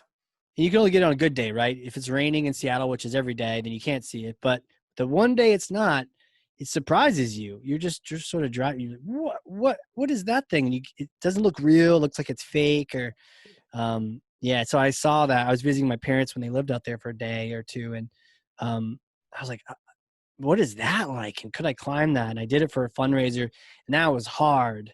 And that was like, whew, it was hard, but it was amazing to be at the top of that and look down. Did you have to do a lot of training for it in the lead up though? Yeah, I trained a bunch for that, and it was still hard. So it's like, whew, what's Kilimanjaro going to be like? Another 5K on top of that. But yeah, I trained really, really hard with a trainer and squats it all over the place, and it was still a butt kicker. So, but Well, it was neat. The high altitude and everything. I just really enjoyed it. okay. So after Mount Rainier, what did you tackle next? Yeah, that is kind of like tackling a family. And so I haven't really tackled anything yet. So the next thing after that would be Kilimanjaro would be the next thing. Okay. I remember you said we were chatting once about going over to Kilimanjaro. I've actually got to have a knee operation in a couple of weeks. I have torn meniscus. Oh, Not geez. torn anyway, it needs to be fixed. It's I was actually How'd you tear it? exercising at home. How? Yeah. Well, I was exercising at home. I was using one of the spare rooms since the gyms were closed down. Right. And I did a stupid move where I rolled forward to try to do some sort of exercise. And I actually tore the outside of my left knee. And that was kind of healing. But I think it weakened the entire knee. So about a week ago, week and a half, I just stepped outside the house sideways and the knee slipped. Apparently, the meniscus tore. And I think it's because it was not protected on the left side by the recuperating muscle I had torn on the left knee. Jeez, And you're a that's how I beast. did it. Yeah. So apparently that's how it happens. I was worried because I love deadlifting at the gym. And I thought, well, my deadlifting days are over. But Right. the surgeon said to me, look, you start off easy and we might actually get you back there. So we'll see what happens. Oh, But cool. if it's a write off, it's a write off. A few years ago, I tore my right Achilles heel partially because I was doing Taekwondo. Bro, you tearing stuff. You're beast mode over here. How'd you tear that? Taekwondo. I was doing Taekwondo because my kids got into Taekwondo, and I had a friend who said, look, I did it when I was 17, 18. I only got to yellow belt. I have some unfinished business, but I don't want to go do it by myself. Will you go with me? And he just asked me first because he knew I would say yes. So I went and I did Taekwondo for a few years. And then I was actually doing some fighting training, and I Hmm. kept on. And then Taekwondo, as you know, like you're always bouncing on your toes, ready to Yeah. actually kick someone, right? Kick them Um, in the face. as you do, it's so social. And apparently, just I did one too many bounces, and I just tore. The center I was going to is actually quite good. Like some of the Olympic athletes were training there, Oh, geez. and so it was pretty intensive training. Not that I wasn't training for the Olympics. I was training with them. That's all. Yeah. And so it partially tore, not the whole thing, so it didn't roll up, but it just partially tore. It was excruciating. So I went to Oof. the hospital to fix that up, and they said the way that your tendons tied down the bottom of your foot, you're not designed to do Taekwondo. But of course, you'd never know until something like that happened. Did they have to So, look inside it, or could so they I, just look at mine and tell me? Like, yeah, maybe not lasering it wouldn't help. Maybe MRI. I don't know. yeah. But that's what happened. And then that was pretty much the end of my Taekwondo days. I think I did another year and I got to my second Dan, but that was it. I was never quite the same again. So I'm hoping it's not quite like that. I'm hoping But that I'll be you able to got your get back belt, to it. man. That's cool. You got your second degree? Yeah. Yeah. That's From a legit. few years ago. So I'm not sure how nimble I would be actually using it. But I love martial arts. I did Kung Yeah. Fu when I was a teenager. So Kung the whole Fu? thing, like, yeah, I had like, Nice. it was white crane Kung Fu. So I'm a huge fan of Bruce Lee. Of course, everyone loves Yeah. Bruce Lee. When I went to Seattle, I went to visit his grave. It's quite sad because Oh, like it's in Brandon, Seattle? it's in Seattle. It's in Seattle, and of course, Brandon, his son, is right next to him. And Jimi Hendrix's grave is also in Seattle, so I went to visit that too. I love Seattle. That's my favorite American city. Really? Yeah, it's. I know what you mean about the rain, but the rain doesn't bother me. And I think Yeah. because growing up in Edmonton, of course, our American television would be broadcast in from Spokane, Washington, of all Yeah. places. So you kind of I got to know a bit of stuff about Washington. And so, eventually went down to Seattle and traveled down. But yeah, I love Washington State. And yeah, Seattle is a great city. It is great. No, that's crazy. So you're a wild guy. You'd be good to have, go in a bar fight, So I like to know who I'm with. So I'm like, oh yeah, this guy's, this one guy's 9 feet tall. You can be with me. You got your Taekwondo and your Kung Fu. Yep, over here. So you just, next time we're at Dreamforce or something, people are like, hey, what are you guys doing? You're like, we're good. You don't want to. I hear stories about like people accidentally trying to pick a fight with like a UFC fighter in a bar and they don't realize who they're, and all their friends are like, no. Like, no, you want to leave that guy alone. It's quite funny. Maybe I can go in as a bodyguard, but There you go. I also want to do Krav Maga, but that was during my Taekwondo days, and I couldn't do both. You know Oh, Krav okay. Maga, right? Yeah. So you never got a chance to Yeah. do that? That would be fun. I did a little bit of it. So I did a few months of it, but that was it. But I really love that. How about That's jujitsu? fun. Any of that? I did a little bit of jujitsu. You mean Brazilian Brazilian. jujitsu Yeah. or, Yeah. oh yeah. The only one Um, really. I didn't like it as much because, of course, so much of it is mat work. And Yeah. it's contrary to the philosophy of some of the other martial arts, which is if you get into trouble, do a quick hit to get out of there. Whereas Yeah. Brazilian BJJ, it's like you're quite involved. You're on the mat. You got to do the pinning and all that stuff. So it's very handy in case you end up on the On the ground. ground. Yeah. But the goal should be never end up on Not the to get on ground. the ground. Yeah. Yeah, Yeah. avoid getting on the ground. Yeah. So The spacing. I hear you on that. And I mean, the style that I did was Weichi Ryu, which is like a Japanese Okinawan basically like Karate Kid, like Mr. Miyagi, Oh, like our style. cool. So yeah, like Weichi done right, you're Mr. Miyagi, and it's very grounded. Um, and then you're just doing the wax on, wax off, legit. That's like straight out of our. Not that they do that, and we also don't do the flying front kick, but yeah, very much Mr. Miyagi, and yeah, I remember it just being like all about. It's not, yeah. It's almost like a turtle. You get them on their back. Like if you got a Weichi person on the ground, you're kind of like, what do I do? So that's where a little that BJJ might come in handy. But you're right. You want to have the distance and stay away and not get on the ground. Um, it's Yeah, kind of, you can see like a little bit of each different thing is kind of fun to collect.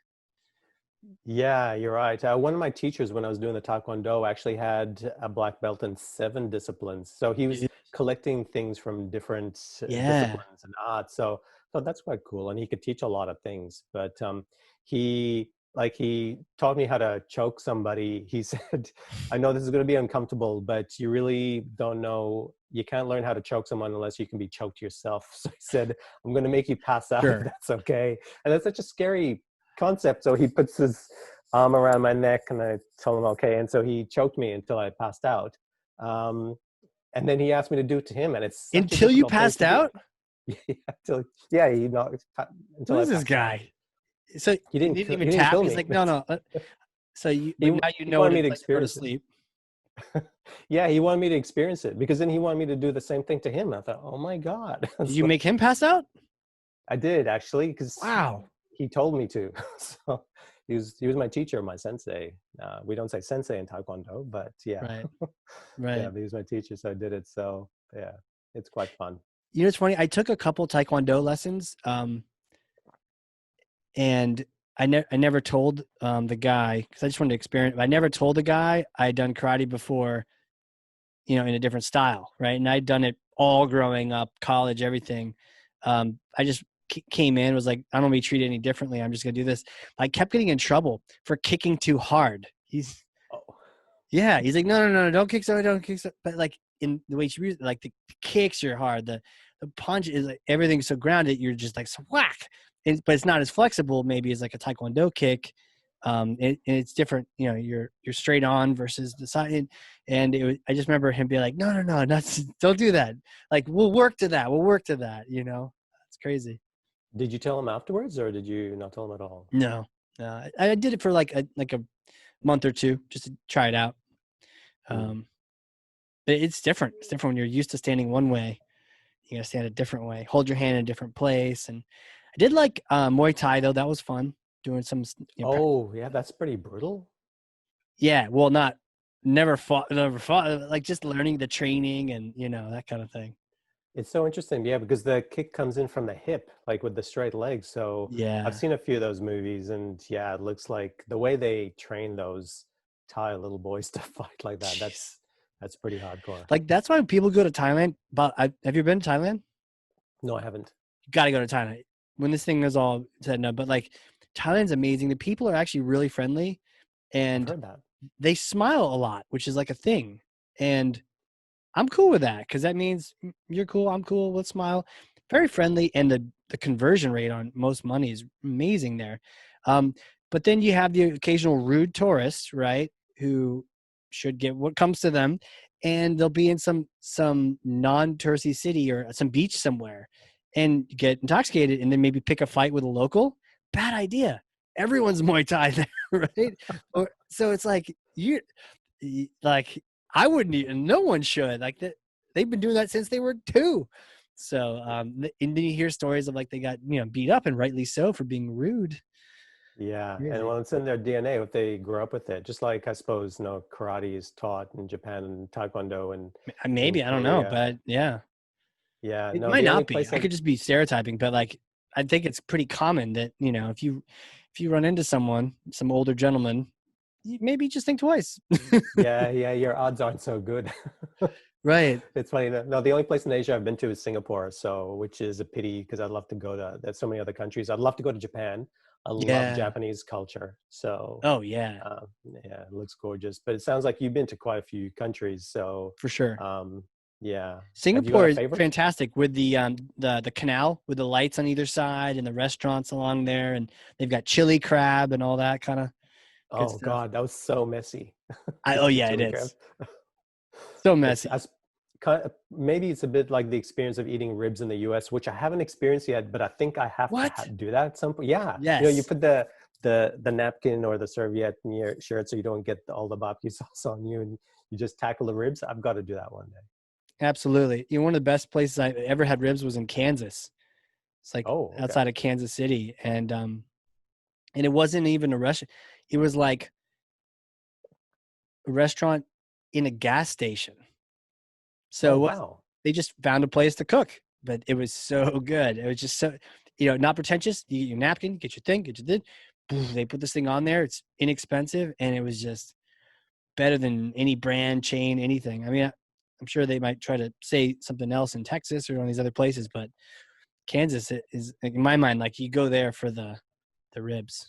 It's crazy. I haven't been to that state yet. I've been to a few of the Western US states because I've driven done the road trip thing, and I've been to Florida, Massachusetts, and New York, but I haven't been to any of the other states yet. But yeah, there's quite a few places I need to get to. I'd love to go to Yeah, Washington. yeah. Well, Washington's great. No, how your knees, right? So can you do Kilimanjaro next year? Am I going to talk you into that, or would that be a dangerous idea? Um, I'm getting it fixed in 2 weeks, and then they Okay, said I'll recuperate within 2 to 6 weeks. I think they there you said go. so. You gotta But then ask I him. have You to gotta be like, train hey for it. doc, he's talking to this American. He thinks that I should climb Mount Kilimanjaro next year. What do you think? What are my chances? I'll ask him what time. When did you say you're going? Is it late next year or early I'm in next year? July. I was gonna do it in July this year. I'll just do it July next year. Okay. Is it really hot then? Or because they're near the equator anyway, so it's like it Yeah, makes no difference between summer and winter, on the right? equator. Like, whoa.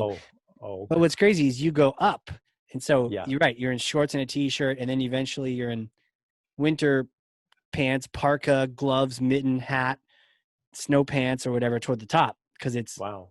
it's always snowy up there, and it's right on the equator. It's crazy. How many of you are going? Right now, just me. Oh, okay. Yeah, but what I Um, did for this past time was I created like an info doc with all the details on it, and then I just was sharing it with people, being like, anyone that wants to come join in. You yeah. Well, listening right now, you can come join.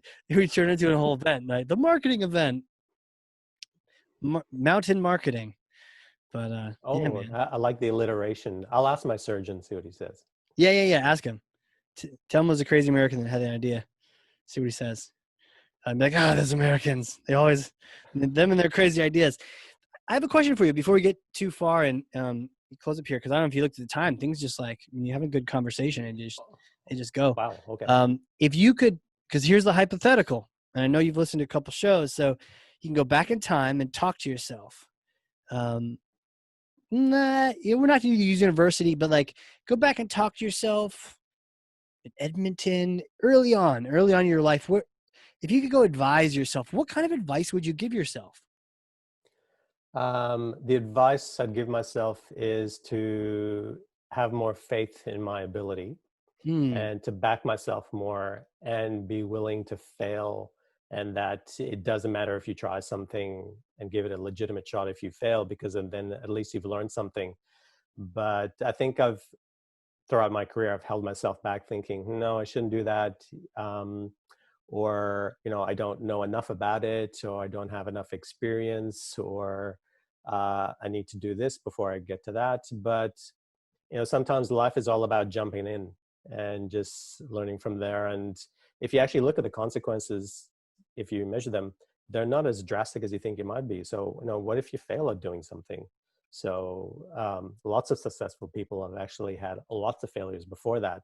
Sometimes people are looked at as being overnight successes, but they might have had Right. quite a few nights of failure before that. So yeah, I'd back myself more, have more faith in myself, maybe go out on my own sooner than what I did, and be a bit more pointed in what I was going to do rather than just meander and wait for things to happen. That's what I'd say to myself. Wow. When you mentioned the measure the consequences, I've never heard someone say that, but it's like, yeah, okay. How bad is it really going to be if you go on this leap and try this thing out? And move to Australia or go across the country or like, or try a new job or New York. How bad is it? What's the worst that could happen? And then if you think about it and you're like, that's actually not that bad. I can recover. I won't die from that. Not advocating swimming with sharks. We're just saying changing thinking life up a little bit. It's not that Yeah. bad. And measuring that and saying, calculating it out. And then maybe encouraging yourself to go for it, not analyze everything all the time. Yeah. Yeah, you're right. I think you can overanalyze. I think some Yeah. people tend to do that. I think I actually do that too, and I just mull it over. But you're right. There are very few things that lead to death, right? So it's like, Yeah. how bad could it be? I mean, what's the big deal? So it's pretty much impossible to get through life without some failures. So Right. it's Right. almost like that. Was it Warren Buffett that said that? Yeah, if you've succeeded at everything in life, everything you've done has been too easy, something to that effect. Sure. So yeah, Sure. kind of like I that. could see that. There's a common t-shirt I've seen like military places and has the phrase, but did you die? Right. So Okay. it's, and it's just the whole point is, someone telling their story, oh, this is so terrible, but did you die? You didn't. So it's okay. Don't worry about it. You're going to be good. That's Try really good. something I've new. never seen that T-shirt, but yeah, that's really cool. It's that reminds you of what's important. Yeah. And then you marine humor, right? Someone's like, oh, this is going on. It's terrible. And we're like, bro, did you die? No. Okay. You're good. Dust yourself back up. Get back over there. And to your point, you got to learn. If you can learn from it, then it's a lesson. It's more valuable than a success sometimes. That's right. As long as you actually draw out from it what you can, Right. that's right. Because if you didn't learn anything from it, then it's a wasted opportunity. Super Um, wasted. Right. yeah. Um, Well, this has been crazy, man. Where can people connect with you? They want to reach out. well, they can reach out on LinkedIn. Yeah. So they can find me, and my URL is Brent M Walters because some Brent Walters is using my URL. But What a yeah, poser. M is Should copyright. You should ping them on copyright and have them get kicked off of LinkedIn.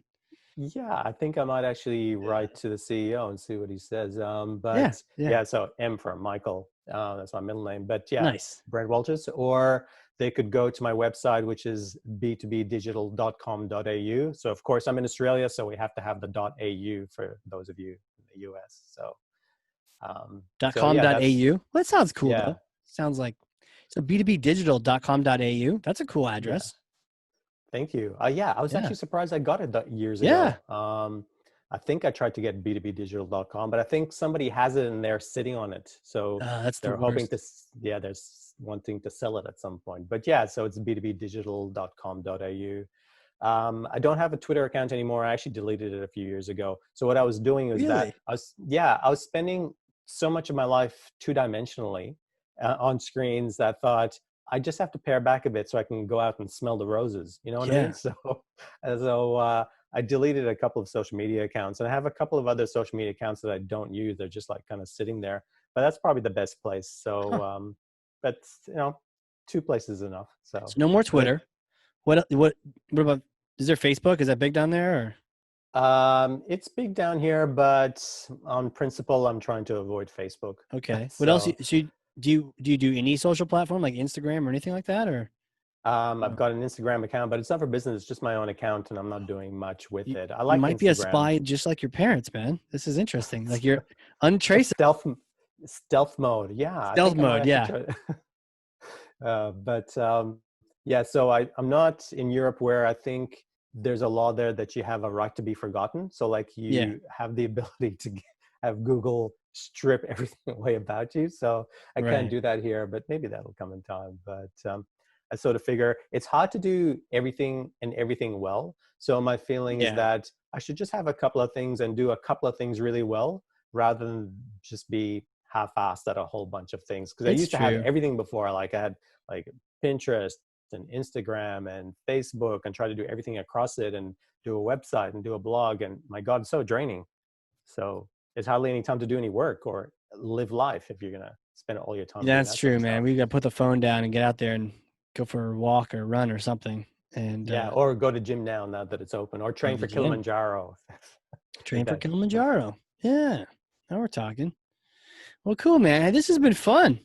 I uh, mean, look at the time. We just, whew, it's fast, huh? Time flies. it's yeah, it's so funny because there's so much of the stuff I want to talk to you about. But I thought, yeah, I actually want to learn about you too. That's why I asked the questions. And I Yeah, know it was cool. Yeah, no, we meandered a bit off marketing, but I thought I want to talk about life. Because life is bigger than marketing. Yeah. It's bigger than life is marketing. Marketing is life. There's another t-shirt. There's another T-shirt. Well, we'll split the proceeds. It'll go to the Kilimanjaro Fund. Yes, that'd be a worthy fund.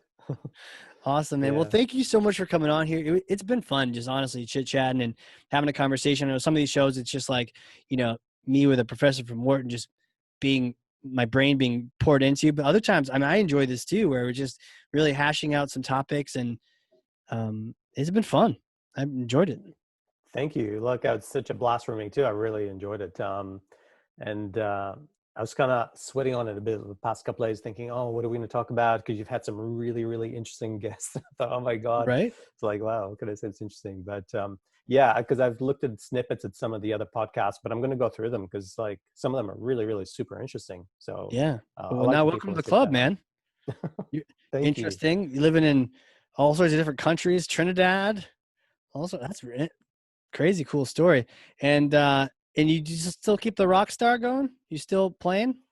Every now and then, now that like my daughter's moved out of the house, so I can actually set up the room. Because before the kids were born, I actually had a room set up with the whole music gear. Because you know how it's crazy just to pack everything away. Do Oh you play yeah. any instruments?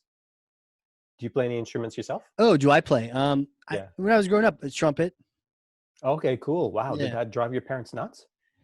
No, they have mutes and stuff. You can put them on the top of it. Put you in the basement. Put a mute on. It's good. It's not like I play drums or something. In which case they would hear it a lot. Yeah. Well, that's a good thing about North American houses, the basements. They don't have basements in Australia. Oh, It must be a cold weather thing. Because I think in the southern US, you don't have basements they don't either, have them there correct? either. Yeah. Correct. It's a cold weather thing, so they don't have them here. But yeah, so I can get the Fender out. I love Fender guitars, but Yeah. and I love the Beatles. So yeah, so I'll play every now and then. I suppose the something artistic keeps me grounded. So I did painting a few years ago, so I'd like to go back to that. But it's so hard to find time. I mean, I've had my own business since 2016, so Yeah. you know what it's like starting a business, and Yeah. you got to plug away at it. So All consuming. yes, it can But be. there's still the inner rock star that you cannot replace. The inner rock star, right? The hair It's in may my be DNA. not there, but it's still there. Like it's still there.